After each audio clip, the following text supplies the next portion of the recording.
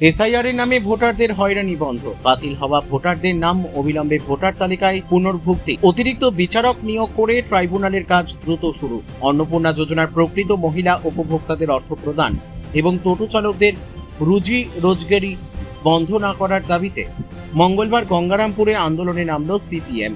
এদিন বেলা 4:30 নাগাদ Gangarampur block BDO অফিসে ডেপুটেশন দেওয়া হয়। ডেপুটেশনের আগে শপিং প্লাজা থেকে একটি প্রতিবাদ মিছিল বের হয়।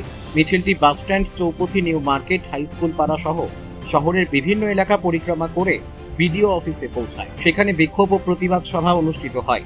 পরে সিপিএম এর 7 সদস্যের একটি প্রতিনিধি দল বিডিওর হাতে দাবিপত্র সম্বলিত স্মারকলিপি তুলে দেয়। কর্মসূচিতে নেতৃত্ব দেন সিপিএম নেতা অচিন্ত চক্রবর্তী, পার্থ সরকার, গঙ্গারামপুর এরিয়া কমিটির সম্পাদক জীবন সরকার এবং ডিওয়াইএফআই এর জেলা সভাপতি সনাতন বর্মন সহ অন্যান্য নেতৃত্ব।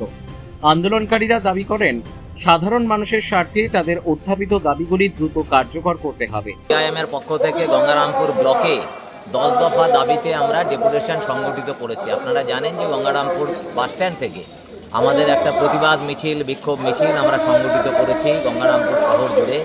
তারপর বিডিও অফিসে এসেছি, বিডিও সাহেবের কাছে আমরা ডেপুটেশনের 1 নম্বর দাবি রেখেছি যে এসআইআর এর মধ্য দিয়ে বৈধ অনেক নাগরিকদের নাম ভোটার তালিকা থেকে বাদ দেওয়া হয়েছে। আমরা বলছি বৈধ নাগরিকদের নাম অতি সত্বর ভোটার তালিকায় অন্তর্ভুক্ত করতে হবে। আমরা বলেছি আজকের দাবি 125 দিনের কাজ যা দ্রুততার সঙ্গে চালু করতে হবে।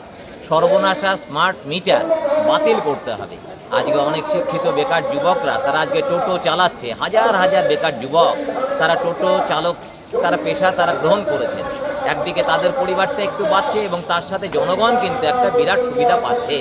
তাই জনগণের সুবিধার্থে এবং টোটো যারা চালায়, চালক এবং মালিক, তাদেরকে বাঁচানোর দাবিতে যে নতুন ফরমান রাজ্য সরকার যে চালু করেছে, রাজপথ এবং স্টেট হাইওয়েতে চড়তে দেবে না, এ অবিলম্বে প্রত্যাহার করতে হবে।